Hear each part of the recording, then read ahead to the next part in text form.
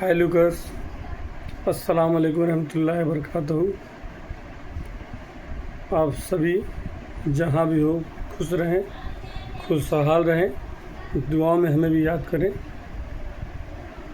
कई दिनों के बाद एक छोटा सा वाक़या सुनाने के लिए ये वीडियो बनाया हूँ, क्योंकि 7 तारीख को इंडिया में हमारे यहाँ बकरीद है और 6 को शायद केरल में बकरीद है। तो बकरीद में ही हज का महीना है और लोग हज के लिए जाते हैं। तो एक वाक़या यूट्यूब में वीडियो में वायरल हुआ है लीबिया के आमिर गद्दाफ़ी का। अब नहायत ईमानदार होंगे, अल्लाह बेहतर जानता है। जिसको अल्लाह बुला देगा, जिसके ऊपर अल्लाह जो कर्म कर देगा, दुनिया की कोई ताकत रोक नहीं सकती। वो इंसान के दिल में इतना यकीदा था कि वो हज को जाएगा। जब लीबिया एयरपोर्ट पे चेक इन होने लगा, सबके लिस्ट देखे गए, सबके नाम चेक हुए, तो आमिर जी के नाम में गद्दाफ़ी था, जिसके वजह से कुछ वहाँ पुरानी रंजिश है, जिससे उनको मना कर दिया गया कि आप अभी नहीं जा सकते, आपका नाम कुछ कंप्लीट नहीं है, हमारे सिक्योरिटी एजेंसी की तरफ से आपके नाम में कुछ गड़बड़ है, आप पूरी तरह परफेक्ट नहीं है हज को जाने के लिए।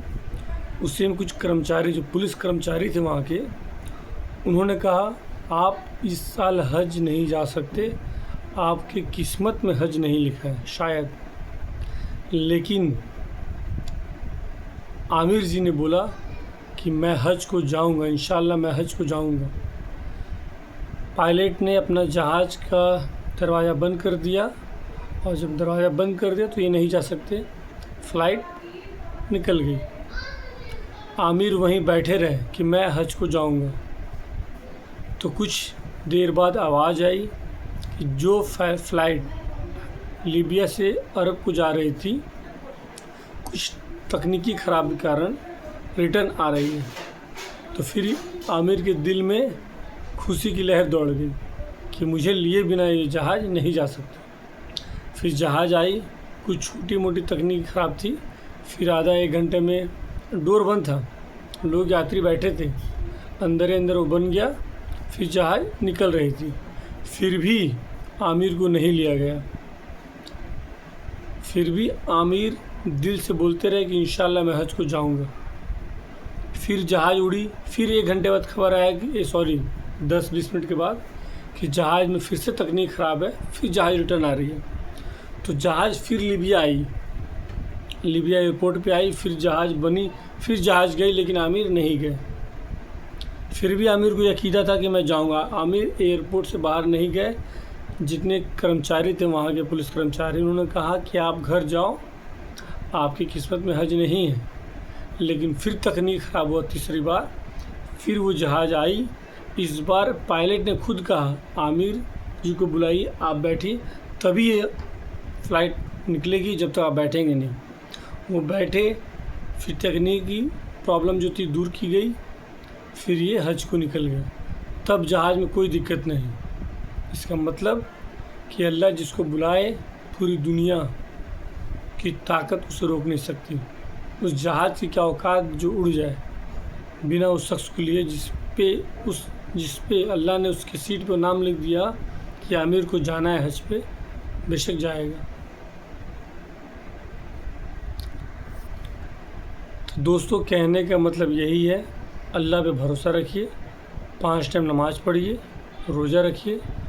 अल्लाह ने अगर पैसा नवाजा है तो हज को जाइए, ज़्यादा नवाजा है तो अगल बगल गरीब नमाजियों को भी अपने पैसों से भेजिए, गरीबों में पैसा तकसीम करिए, और हर वक्त हर समय अल्लाह का शुक्रिया अदा करिए, क्योंकि आप जैसे भी हैं, आप कई लाख लोगों से बेहतर हैं। इसलिए हर हाल में अल्लाह का शुक्रिया अदा करिए, अल्लाह से माफ़ी मांगिए, और कभी भी नमाज़ पढ़ते रहिए। अगर नमाज़ छूट रहा है तो कज़ा ही पढ़िए, लेकिन पढ़िए। 99.99 टाइम सोचिए कज़ा ना हो। किसी कारण ट्रेवल कर रहे हैं, कहीं चल गए तो कज़ा हो रहा है, तो अल्लाह माफ़ करे। नमाज के लिए कोई माफ़ी नहीं है, नमाज पढ़े। अगर आप बेशरम हैं, आपको इतना बताने के बावजूद आप नमाज नहीं पढ़ रहे हैं, तो आप एक जाहिल, एक निकम्मा और एक मुस्लिम है ही नहीं। आप मुस्लिम हो ही नहीं सकते। इसीलिए गुस्सा आ रहा है कि लोग अजान 5 वक्त सुनते हैं बट सजदा नहीं करते, अपने आप को बहुत ही ईमानदार बताते हैं। अरे कैसे ईमानदार हो यार आप? जो इंसान को अल्लाह पे भरोसा नहीं, वो ईमानदार कैसा? जो इंसान अल्लाह के सामने कभी सजदा ही नहीं करता, वो इंसान अच्छा कैसा? आखिर आमिर जी को भरोसा था ना कि वो हज को जाएंगे, तो पूरी दुनिया की ताकत, वो क्या, उसकी क्या औकात लीबिया वालों की या लीबिया एयरपोर्ट की कि रोक ले? पूरी दुनिया की ताकत नहीं रोक सकती उसको। और वो गया हज को और वहाँ लोगों ने उनका इस्तकबाल किया। यही आपसे गुजारिश है कि ईमान लाइए, नमाज पढ़िए और अल्लाह पे यकीदा करिए। अल्लाह ही देने वाला है, अल्लाह रहीम है जो रहम करता है, अल्लाह करीम है जो करम करता है। अगर आप अल्लाह पे विश्वास नहीं कर सकते तो आप किसी लायक नहीं हैं। अगर कुछ गलत वर्ड निकला हो तो इसके लिए माफ़ी चाहूँगा, अल्लाह माफ़ करे। मिलते हैं नेक्स्ट वीडियो में, तब तक के लिए शुक्रिया। खुदा हाफिज़। जहाँ भी रहें खुश रहें, दुआओं में इस बंदे को भी याद रखें। अल्लाह हाफिज़। अस्सलाम वालेकुम।